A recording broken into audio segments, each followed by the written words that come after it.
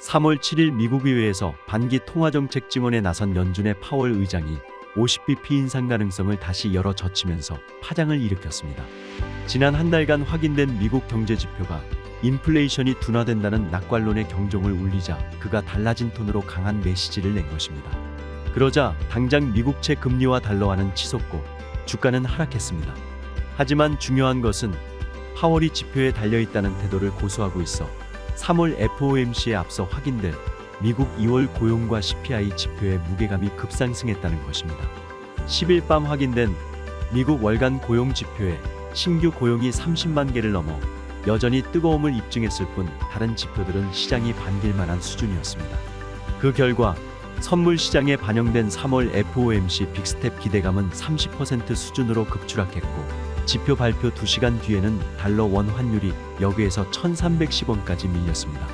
파월 의장 증언으로 5%를 넘긴 미국채 2년물 금리가 갑자기 9일 10일 이틀간 곤두박질 쳤는데 이는 미국 은행권의 신용 리스크 때문입니다. 지난 9일에는 가상화폐 결제 서비스를 제공해온 암호화폐 전문은행 실버게이트 은행의 영업 중단과 청산이 발표되었습니다. 스타트업이 주요 고객인 실리콘밸리 은행은 예금 인출 사태에 대응한 보유 증권 매각으로 거액 손실을 보자 증자 계획을 내면서 주가가 폭락했고 금융당국이 재빨리 개입해 은행을 폐쇄하고 예금자 보호 조치와 함께 파산 관제인을 지정하면서 순식간에 파산에 돌입했습니다. 예금 인출 사태, 이른바 뱅크런의 배경은 높은 금리와 IPO 시장 부진으로 스타트업이 자금 조달에 어려움을 겪게 되었기 때문입니다. 일단 대형 은행들에까지 우려가 번지지는 않았습니다. SVB는 자금 조달이 스타트업에 집중된 탓에 벤처 투자가 위축되며 문제가 생긴 것이고 대형 은행들은 자금 조달 채널이 다양하기 때문입니다. 한 가지 분명한 사실은 은행 위기가 조기에 진정되지 않으면 연준에게 50bp 빅스텝은 부담스러워질 수밖에 없습니다. 즉 빅스텝 가능성은 급거 감소했습니다. 중국이 3월 4일 개막한 양회를 통해 정부의 중요한 기능을 정부 조직에서 떼어내 공산당으로 옮겼습니다. 주목할 부분은 증권을 제외한 금융감독 기능과 첨단기술 관리 권한을 공산당으로 이관하는 것인데 바로 대만 유사시 미국 등 서방 국가의 경제 제재에 대비하려는 호석입니다.